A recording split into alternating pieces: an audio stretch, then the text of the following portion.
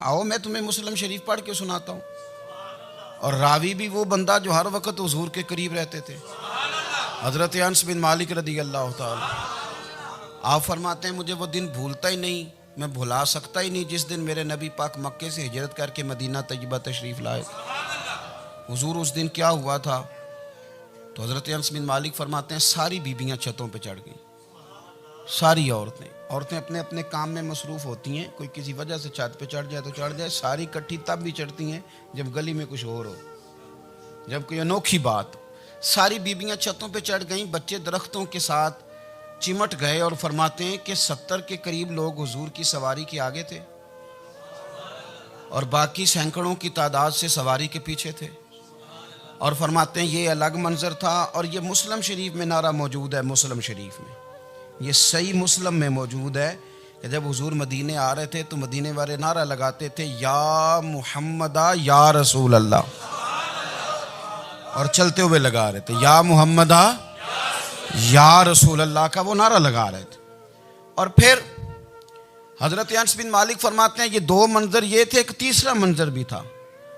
Medina शरीफ के अंदर कुछ कबीले थे, आज भी ऐसा होना नहीं चाहिए। ये इस्लाम ना सिर्फ इसको नापसंद करता है बल्कि इसकी तरदीद करता है। छोटी बरादरी बड़ी बरादरी आज भी तकसीम है, नहीं होनी चाहिए। अरब के अंदर भी तकसीम थी, कुछ कबीलों को छोटा जानते थे, कुछ को बड़ा जानते थे। एक कबीला था बड़ा कबीला, बनु नज्जार का, चौधरियों का कबीला, सेठों नवाबों का कबीला, बड़े लोगों का कबीला। उस कबीले की बेटियां एक कोने में दफ लेके बैठ गई। नबी पाक सल्लल्लाहु ताला अलैहि वसल्लम के गुलामों बात को समझे। एक मंजर ये कि औरतें छतों पे, आज हम मना करेंगे क्योंकि ये पर्दे की आयतें नाज़िल होने से पहले की बात है। अब आयतें आ गई, अब हम ये इजाज़त नहीं देते। औरतें छतों पे चढ़ गई, मर्द गलियों में नारे लगाने लगे और बनु नज्जार कबीले की बेटियां, छोटी बच्चियां वो एक कोने में दफ लेके बैठ गई और वो पढ़ने लगी ताला अल बदरु अलैना। अब तो मिलाद गरीबों में रह गया है, हमारे यहाँ फैशन हो गया है। जब हालात ख़राब होते हैं तो लोग बरकत के लिए मिलाद कराते हैं, और जब अमीर हो जाते हैं फिर उन्हें मिलाद के जायज़ होने की दलील ही कोई नहीं मिलती। फिर वो ये फैशन है। बंदा थोड़ा सा पढ़ जाए ना दो चार चीज़ें तो हर चीज़ को गलत कहना उसकी तबीयत होती। फिर ये फैशन है कि मेरी सोसाइटी नहीं हो गई, किताबें नहीं हो गई, फर्नीचर नया हो गया, दोस्त नए हो गए, तो मज़हब वही पुराना। ओए होए, कोई तरक्की करनी चाहिए। फिर वो तरक्की करते हैं बेचारे। और जिनकी पीछे 10 नस्लें और 50 नस्लें मिलाद मनाती आ रही, कि इतनी दलील कोई नहीं मिली। सुभान अल्लाह। जिनकी दादी वुज़ू करके खीर पकाती थी 11वीं की, जब अमीर हो जाते हैं तो उन्हें 11वीं पकाने की दलील ही नहीं मिलती। अब आप अमीर हो गए मेरे भाई, आपका फैशन है, ये तबीयत का हिस्सा है। आप चाहते हैं कि मैं वो काम करूं जो दरवेश लोग, सादे लोग नहीं करते। तुम अपने मामलात को बचाने के लिए नारे लगाओ तो तुम्हारे पास सारी दलीलें हैं, लेकिन ये तुम्हारा नसीबा है कि तुम झूठों के नारे लगाते हो। लेकिन ये गरीबों का नसीबा है कि मिलाद वाले रसूल का नारा लगाते। ये गरीब का हिस्सा है। लेकिन वो बनु नज्जार की बच्चियां गरीब नहीं, अमीर घराने से थी। उन्होंने जो बात की उसको हफीज जलंधरी ने लिखा।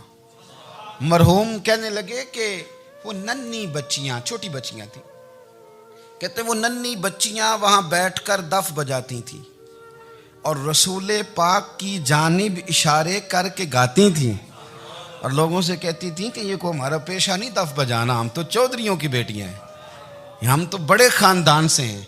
वो नन्ही बच्चियां जो बैठकर वहां दफ बजाती थी, रसूल पाक की जानिब इशारे करके गाती थी और कहती थी हम हैं बच्चियां नज्जार के आली घराने की, खुशी है आमिना के लाल के तशरीफ लाने। हमें बड़ी खुशी है आमिना के लाल के, खुशी है आमिना के लाल के, खुशी है आमिना के लाल के, हमें खुशी है आमिना के लाल के तशरीफ, खुशी है बस आमिना के लाल के तशरीफ। नबी पाक सल्लल्लाहु अलैहि वसल्लम से उम्मत का जज्बाती रिश्ता है। ये पहले दिन से ही अबू जाल कब मना करता था किसी मुसलमान को कि खाना काबा में नमाज ना पढ़ो, कहता पढ़ो। हज़रत सुहैब इब्ने सन्नान रूमी से उसने कहा कि आप अपने तरीके के मुताबिक, मुसलमानों के तरीके के मुताबिक काबे के अंदर नमाज पढ़ें। जो मर्जी करें। रोकते तो वो नबी पाक के करीब जाने से थे। वो मंडियों में बैठ जाते थे, हुजूर के करीब ना जाना, हुजूर के करीब ना जाना, हुजूर के करीब ना जाना। मेरी बात को आप समझे और हमेशा याद रखें, उम्मत का नबी पाक से जज्बाती रिश्ता, जज्बाती, ये जो रसूलुल्लाह की उम्मत है ये गुनाहगार हो सकती है पर अपने नबी की गद्दार नहीं होती। मैं आपको सही कह रहा हूँ। मेरे क्लीन शेव नौजवान के कान में आप जाके कहें नबी पाक, चाहे उसने नमाज ना पढ़ी हो, चाहे उसने दाढ़ी ना रखी हो, आप हुजूर का नाम लें, उसके रोंगटे खड़े हो जाते हैं, उसकी तबीयत, उसका दिल धक धक करता है, उसकी एक एक रूह से मोहम्मद मोहम्मद की आवाज़ें निकलती। ये फैज़ है रसूल पाक का और ये करम है अल्लाह का इस उम्मत के साथ। अमीर मिल्लत पीर जमात अली शाह साहब मुहद्दिस अली पूरी फरमाते हैं, एक जगह हिंदुओं का जलसा था, हिंदू पंडित तकरीर कर रहा था, उसने नबी पाक सल्लल्लाहु अलैहि वसल्लम की शान में माज अल्लाह को बेअदबी कर दी।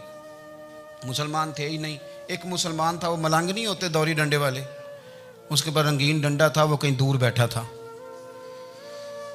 तो उसने सुन ली, स्पीकर चल रहा था, तो वो डंडा लेके तो स्टेज पे चढ़ आया। वो कहता मैंने पंडित के सर में मारा एक ही है, पर मारा ज़रा सही करके। वो ढेर हो गया, लोगों ने गिरफ्तार कर लिया, जेल में चला गया। पीर साहब कहते हैं मैं मिलने गया, बंदे को मिस्बिल्ला भी सीधी नहीं पढ़नी आती, सूरत इखलास भी ठीक नहीं आती, उसे रब्बना आती ना दुआ नहीं कर सकता, मलंग है। मैं मिलने गया और मैंने कहा यार ना तू नमाज पढ़े, ना दाढ़ी रखे, ना तू मस्जिद जाए, पर तूने कमाल कर दी। तो कहते हैं पीर साहब छम छम रोया और पंजाबी में कहने लगा पीर साहब मैं गुनाहगार हाँ, पर अपने नबी दा गद्दार ते नहीं ना। ये गुनाहगार और गद्दार में फ़र्क होता है। मैं गुनाहगार हूँ पर यह तो नहीं ना किसी की जरूरत कि मेरे सामने मेरे नबी के बारे में बात कर जाए और साड़ी उच्ची ते सुच्ची सरकार में गल कर जाए। ये बात आप समझें। दुश्मन अहमद पे शिद्दत कीजिए, मुल्हिदों से क्या मुरव्वत कीजिए, शिरक ठहरे जिसमें ताज़ीम रसूल, उस बुरे मजहब पे लानत कीजिए और मिसले फारज जलजले हो नजद में जिक्र आयाते विलादत कीजिए और या रसूल अल्लाह की कसरत कीजिए। नबी पाक का प्यार उम्मत के लिए सरमाया हयात है। रसूल पाक के साथ उम्मत का वालेहाना रिश्ता है। नबी पाक के साथ वाले हजरत खुबैब को गिरफ्तार कर लिया मक्के वालों ने। उस वक़्त गुर्बत थी इस्लाम पर। मक्के में सारे लोग इकट्ठे हो गए और चौक में फांसी देने लगे हजरत खुबैब को। कहना आसान है, करना बड़ा मुश्किल है। बंदा जेल में उलझ जाए तो मैंने बड़े बड़े सियाने लोग माफिया मांगते देखे, बड़े बड़े लोग कहते देखे हैं कि ये काम बड़ा। कैद तन्हाई बजाते खुद एक मुसीबत है। आपको अकेला रहना पड़ जाए ना, ये लॉकडाउन हुआ है तो लोग नफसियाती मरीज बन गए। अकेले रहना, तन्हा रहना कुछ छोटा काम है। हजरत खुबैब अकेले और मक्के का दौर और चारों जानिब काफर, और चौक में जब फांसी पे लटकाया जाने लगा तो अबू सुफियान बोले और बोल के कहने लगे यार बंदा कोई काम करके बड़ा पछताता भी है कि यार नतीजा क्या निकला। तो माज़अल्लाह आपका भी नतीजा तो फांसी है, तो आपका क्या ख्याल है। ये आप यकीन करें कि लोग सही सही साथ चलते हैं, थोड़ी सी दुश्वारी उठानी पड़ जाए तो कहते हैं मैं गाड़ी ठीक था, पर इन्हीं पत्थरों पे चल के अगर आ सको तो आओ। मेरे घर के रास्ते में कोई कहकशा नहीं है। लोग ना मीठा मीठा खाना चाहते हैं, थोड़ा कड़वा आ जाए तो मुसीबत बन जाती है। कहते हैं सारे फलाने से प्यार करेंगे तो मैं करूँगा, सारे मुखालफत भी करेंगे तो हम इंशाल्लाह प्यार ही करेंगे। ये क्या बात हुई कि हम ज़माने का रंग देख के चलेंगे। अब बाद लोग पछता रहे होते हैं। हजरत खुबैब से कहा, अबू सुफियान ने अभी कलमा नहीं पढ़ते थे, कहने लगे तू इस वक्त फांसी पर लटक रहा है और तेरे नबी मदीने में और आराम में, और उनके सहाबा आराम में, अहले बैत घर में। तेरे ज़हन में अगर इस वक्त यह बात हो कि इस वक्त तेरी जगह पे वो होते माज़अल्लाह, तो फिर क्या होता। मजमा गैरों का, इलाका गैरों का। ये टाइम आया था अब नारा रिसालत लगाने का। अब टाइम आया हजरत खुबैब ने नारा रिसालत लगाना है, पर लगाना किस तरह है कि काफिर याद रखें। हजरत खुबैब से कहने लगे अगर तेरी जगह हुजूर होते तो फिर तेरा क्या ख्याल है माज़अल्लाह। तो हजरत खुबैब कहने लगे तुम अभी भी नहीं समझे। ठीक है मैं मक्के में अकेला हूँ, सारे लोग मदीने में हैं, पर मैं पछता नहीं रहा, मैं तो फ़ख्र कर रहा हूँ। मैं फ़ख्र कर रहा हूँ इसलिए कि चोरी करके जान नहीं दे रहा, मदीने वाले की इज्जत पे जान दे रहा हूँ। मैं फ़ख्र कर रहा हूँ। फरमाया सुन, तू कहता है तेरी जगह हुजूर होते और तुम उन्हें यहाँ माज़अल्लाह फांसी पे लटकाते। फरमाया सुन, मैं तो ये भी पसंद नहीं करता कि मैं घर में बैठा हूँ और मेरे नबी को हल्का सा कांटा भी चुभ जाए। हमारा अपने नबी से मोहब्बत का रिश्ता है, एक कांटा भी हुजूर के कदम मुबारक में चुभे हमें बर्दाश्त। मजमा उनका था, नारे लग रहे थे, हमने मुसलमान पकड़ लिया, लेकिन हजरत खुबैब ने अकेले, अल्लाह करे आपको मेरी बात की समझ आए, अल्लाह करे आपको समझ आए, अकेले जब फांसी के तख्ते के करीब नारा लगाया ना कि मैं तो कांटा भी नहीं चुभने दूंगा अपने नबी को, अब सारे हार गए। अब उस एक जुमले ने ना इनको शिकस्त खुर्दा कर दिया। अब बोल कुछ नहीं सकते थे, गर्दनें झुक गई। और जब सन्नाटा छाया तो अबू सुफियान साथ वाले से कहने लगा, बाकी सारी बातें अपनी जगह पर हैं, पर असहाबे मोहम्मद से प्यार तो बड़ा ही करते हैं ना। और वो कच्चा रंग ललारी वाला जेड़ा चढ़दा ते लैंदा रहिंदा, ए इश्क तेरे दा रंग मुहम्मद चढ़ जाए फेर नहीं लैंदा। कहा यार प्यार तो ये करते हैं ना, इसमें कुछ शक वाली बात। इस प्यार से काफिर डरता है। नबी पाक के साथ जज्बाती वाबस्तगी, हुजूर के साथ गुलामों का जज्बाती रिश्ता, और नबी पाक सल्लल्लाहु ताला अलैहि वसल्लम की आमद पर तशक्कुर के जज्बात। इमाम राजी ने लिखा है कि हज़रत मूसा कलीमुल्लाह अलैहिस्सलाम ने तौरात की तख्तियों के अंदर एक उम्मत का जिक्र पढ़ा कि जो उम्मत गुनाह का इरादा करेगी तो गुनाह लिखा नहीं जाएगा जब तक कर न ले, और नेकी का इरादा करेगी तो रब उनकी नेकी लिख देगा, और जब वो कर लेगी तो अल्लाह 10 गुना अजर अता करेगा। और वो ऐसी उम्मत होगी कि जिनके चेहरे क़यामत के दिन नूर की तरह चमकेंगे, और वो उम्मत होगी जिनकी अल्लाह ताला ज़मीन सारी पाक फरमा देगा, जहाँ नमाज पढ़ेंगे नमाज हो जाएगी। ये तज़किरे पढ़ के तो हज़रत मूसा कलीम अर्ज़ करने लगे, अल्लाह ये उम्मत मेरी बना दे। तो रब करीम ने फरमाया कि मूसा नहीं, ये तो मेरे महबूब की उम्मत है। फरमाया ये तो मेरे नबी पाक की उम्मत, हुजूर की उम्मत। अल्लाहु अकबर। हज़रत मूसा मामूली आदमी नहीं, वो जलीलुल क़द्र पैगम्बर हैं जिनका कुरान के हर सिपारे में तज़किरा है, कहीं वाज़े तौर पे, कहीं इशारतन, हर पारे में। और हज़रत मूसा अल्लाह के वो नबी हैं जो रब से डायरेक्ट बातें करें कोहे तूर। कहा ए मूसा ये उम्मत तो मेरे नबी की है। तो हज़रत मूसा अलैहिस्सलाम अर्ज़ करते हैं, इमाम राजी ने लिखा है, कहते हैं अल्लाह फिर मुझे अपनी नबी की उम्मत में शामिल कर। ओ यार हमें लोग कहते हैं मिलाद ना मनाओ, जिस उम्मत में आने के लिए हज़रत मूसा ने दुआ मांगी, जिस महबूब की गुलामी के लिए, हमें तो दुआ भी कोई नहीं मांगनी पड़ी, अल्लाह ने फजल से ही मदीने वाले का गुलाम बना दिया।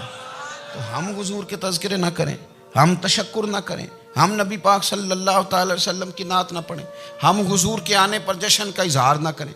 हर वो जायज़ तरीका जिससे इजहार खुशी हो सके वो मिलाद पे करना चाहिए, और उसके लिए असबाब बनाने चाहिए। उम्मत का एक जज्बाती अंदाज होना चाहिए नबी पाक के साथ, एक वारफ्तगी, एक ज़ौक़, एक तबीयत के अंदर विजदान। नारा मतलब इस तरह ना हो कि बस चल रहा है काम। मैं नहीं हूँ कायल, मैं कहता हूँ पहले तो कोई लगाए ना, और फिर नारा जब लगता था ना तो मुसलमानों के यहाँ नारा लगता था तो बड़े बड़े लोग कांप जाते थे। सूफिया ने लिखा है कि हज़रत उमर ने जब कलमा पढ़ा ना तो 39 बंदे कलमा पढ़ते थे। तो नबी पाक ने रात को दुआ मांगी, ऐ अल्लाह उमर को मुसलमान करके इस्लाम को इज़्ज़त दे। हज़रत उमर सवेरे आ गए, मुझमें वो तफसील में नहीं जाता, बात लंबी। हज़रत उमर जब आए ना और उन्होंने आते जब कहा ना कि मैं कलमा पढ़ने आया हूँ, तो हुजूर इतने राज़ी हुए कि नबी पाक ने कहा अल्लाहु अकबर।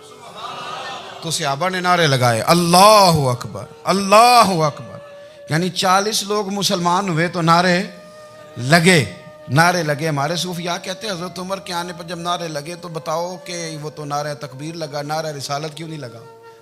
तो कहते हैं गोया हमें हुजूर ने ये समझाया है, हुजूर के इशारों ने समझाया है कि मैं अब अपने नारे खुद तो नहीं ना लगाऊंगा, मैंने तो अल्लाहु अकबर कह दिया, उमर आ गया है, मेरे नारे लगाता रहेगा, नारे लगेंगे। हज़रत उमर ने पहले दिन ही कहा कि हुजूर आप सच्चे रसूल हैं तो छुप छुप के नमाज क्यों पढ़ें? शुरू हो गए नारे, हुजूर आप सच्चे हैं तो छुप छुप के नमाज का क्या माना हो? तो हुजूर ने फरमाया तेरा क्या इरादा? कि हुजूर सारे नहीं, एक मैं, एक अमीर हमजा, एक लाइन के आगे वो लग जाए, एक के आगे मैं लग जाऊं, और बाकी मुसलमान जितने हैं कुल 40 थे, पीछे 18 19 बचेंगे, तो एक लाइन में वो हो जाए, एक में आगे, एक में अमीर हमजा हो, एक में मैं हूं, तो देख लेते हैं ये हमें नमाज कैसे नहीं पढ़ने देते। हाँ हाँ देख लेते हैं, आए ना मैदान में, इधर आ सितमगर हुनर आजमाएं, तो तीर आजमा हम जिगर आजमाए। और गुलामाने मोहम्मद जान देने से नहीं डरते, ये सर कट जाए यहाँ रह जाए कुछ परवाह नहीं करते। फरमाया भी पता चल जाता है ना, एक लाइन में हज़रत अमीर हमजा हो गए, एक में हज़रत उमर हो गए। पहले ये मारते थे जो हरम शरीफ में मुसलमानों के तरीके पे नमाज पढ़ता था। ये जुलूसों की बड़ी बरकत है, अंदर बैठे रहे ना चुप करके, निकल जाएं तो पता कुछ भी नहीं चलता। जब निकलते हैं ना लोग कहते हैं जुलूस क्या माना है, तो मैं बताता हूँ ना जुलूस का माना क्या है। हज़रत उमर ने बाहर निकले 2 लाइनों का जुलूस, लंबा भी कोई नहीं, बंदे भी 40। और जनाब फारूक आज़म बाहर निकले तो उमर का नारा, उमर का। हजरत उमर ने यूं करके आस्तीनें बाजू की चढ़ा ली और अपने गले में जो उनके रुमाल था ना उसको यूं सीने पे बांधा और इस हाथ में तलवार थी तो यूं करके बाहर लहराई। कहने लगे ओ मक्के के काफिरो इधर आओ मेरे सामने।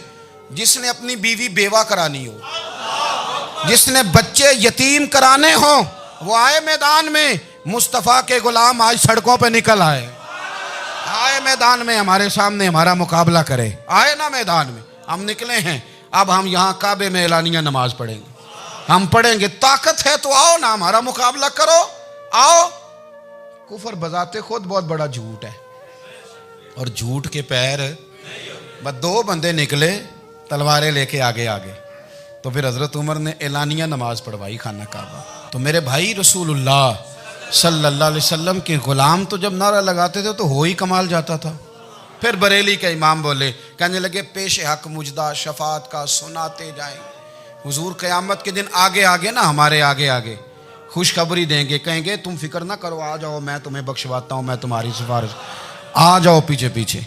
हुजूर न पेश हक मुजदा शफात का सुनाते जाएंगे।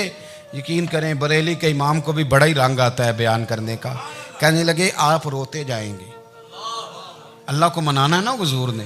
कहते हैं पेश हक मुजदा शफात का सुनाते जाएंगे, आप रोते जाएंगे पर हमको हंसाते जाएंगे। बागे जन्नत में मुहम्मद मुस्कुराते जाएंगे, फूल रहमत के गिरेंगे हम उठाते जाएंगे। और हश्र में होगा हमारा दाखिला इस शान से, हम या रसूल अल्लाह का नारा लगाते जाएं, हम या रसूल अल्लाह का नारा। इमाम राजी कहते हैं हुजूर ने एक रुका पकड़ा छोटा सा, एक बंदे को लोग दोज़ख में लेके जा रहे हैं। अच्छा मुझे एक बात बताओ, फैसला पहले हो गया है, अल्लाह के सामने हुआ है और फैसला हो गया और तय हो गया कि दोज़ख में जाना है। वो करीब पहुंच गए दोज़ख के, तो हुजूर ने देख लिया। और बताया किसने? हजरत आदम ने। हजरत आदम कहने लगे हुजूर वो आपके गुलाम को दोज़ख में ले जा रहे हैं। नबी पाक आगे गए, क्या पढ़ते हैं हमारे भाई? हुजूर ने मुझे उनसे छुड़ा के छोड़ दिया। नबी पाक सल्लल्लाहु अलैहि वसल्लम आगे गए, फरमाया इधर आओ, कहाँ लेके जा रहे हो? अल्लाह के सामने फैसला हुआ है ना, फरिश्तों ने किया है ना। फरिश्ते को किसी से बदध्यानती तो नहीं ना करते, फरिश्तों ने जो किया ठीक किया है ना। क्यों लेके जा रहे हो? सोने गुनाह ज्यादा है, नेकियां थोड़ी हैं। फरमाया मेरे सामने तोलो। किसी फरिश्ते ने नहीं कहा कि सोने माज़अल्लाह हमको बेईमान है, हमारी कोई इससे जिद चल, साडा को बनना सन जाए दे नाल। भाई मेरा मतलब है सही तोला है, फैसला है, फरमाया दोबारा तोलो। गोया रब भी फरमाता है जैसे मेरा महबूब कहता है वैसे ही कर। और कोई नहीं, दोबारा तोल लो, कोई हर्ज नहीं, तोलो ना दोबारा। फरिश्ते दोबारा आएंगे, उन्होंने दोबारा तोला, एक पलड़े में नेकियां एक पलड़े में गुनाह। अब वो गुनाह फिर ज्यादा निकले तो नबी पाक ने ना जेब से इतना सा रुका निकाला। रुके का भी कोई वजन होता है, वो हुजूर ने नेकियों के पलड़े में रख दिया, नेकियां बढ़ गई, फरिश्ते भी चुप कर गए। चलो भाई जन्नत में। मेरी तरह का था ना पता सारा है सरदार ने की थी, पता तो था ना उसे, मन आनम के मन दानम। तो सीधा हुजूर के कदमों से जा लगा, कहने लगा सोनिया मैं तो सारी जिंदगी गुनाह करता रहा, ये कौन सी नेकी है? तो हुजूर फरमाने लगे चुप कर, जन्नत का दरवाजा खोल गया, तू जा जन्नत में। हुजूर रुके में क्या है? फरमाया तूने एक दिन दरूद और सलाम नहीं पढ़ा था, और मैंने तेरा संभाल के रखा हुआ तेरा दरूद शरीफ, वो नारे रिसालत नहीं तूने लगाए थे, वो तो खोल के मेरे तज़किरे मैंने तेरा संभाल लिया। दोज़ख में मैं तो क्या मेरा साया ना जाए, क्योंकि रसूल पाक से देखा ना जाए, मेरे रसूल पाक। और मेरी बात सुनो, मैं भी आपको खाना नहीं खिलाता, लंगर मेरे संगी खिलाते हैं, मेरे दोस्त आपको खाना पेश करते हैं। हर जगह आप जाते हैं तो वहाँ कुछ लोगों की ड्यूटी होती है, लेकिन तिरमिज़ी शरीफ सियासिता की हदीस है। हज़रत अनस ने पूछा था हुजूर क़यामत में कहाँ मिलेंगे? फरमाया हौज़े कौसर पे। हुजूर वहाँ अंस पानी पिलाएंगे कि बिलाल पिलाएंगे कि सुहेब पिलाएंगे? फरमाया नहीं, उम्मत प्यासी आएगी तो मैं अपने दस्ते मुबारक से पानी पिलाऊं। हुजूर वहाँ ना मिले तो फरमाया पुल सिरात पे आना, उम्मत गुजरेगी तो मैं रब्बे सल्लिम की दुआएं करूँगा। तो आला हज़रत फरमाते हैं जब हुजूर दुआ कर रहे हैं तो डरने की ज़रूरत क्या है? खुदा की रज़ा चाहते हैं दो आलम, खुदा चाहता है रज़ाए मोहम्मद, रज़ा अब पुल से वज्द करते गुजरी कि है रब्बे सल्लिम दुआए मोहम्मद सल्लल्लाहु। तो हुजूर वहाँ मुलाकात ना हुई तो फिर इस हदीस को भी ये हदीस मजबूत कर देगी। हुजूर फरमाने लगे फिर मिज़ान अमल पे आ जाना, उम्मत के अमल तुल रहे होंगे और मैं कामयाबी की दुआएं मांग रहा हूँगा। तो जिसके लिए हुजूर दुआ मांगेंगे नाकाम होगा, नाकाम होगा। अपने बच्चों को हुजूर की मोहब्बत सिखाएं, नबी पाक सल्लल्लाहु अलैहि वसल्लम की ग़ुलामी करें। आपका रिश्ता नबी पाक के साथ मजबूत होना चाहिए, आपके ताल्लुकात हुजूर के साथ मजबूत होने चाहिए। और आपने दाएं बाएं नहीं देखना कि प्रोपेगेंडा क्या है, लोग क्या कह रहे हैं। लोगों को देख के जो लोग रास्ता बनाते हैं वो पीछे रह जाते हैं। आपने ये देखना है कि मेरा हुजूर से निस्बत का ताल्लुक मजबूत है, कोई किधर जा रहा है इससे हमें कोई ताल्लुक। इस वक्त आलमी हालात क्या हैं, कौमी हालात क्या हैं, मुआशी हालात क्या हैं, जर्नलिस्ट क्या कह रहे हैं फलाने के, हमें इससे गरज नहीं है। हमें तो इतना पता है कि हमने अपने नबी को राज़ी करना है। तो इसलिए खूबसूरत महाफिल का जिक्र करें, खूबसूरत दुरूद शरीफ पढ़ें।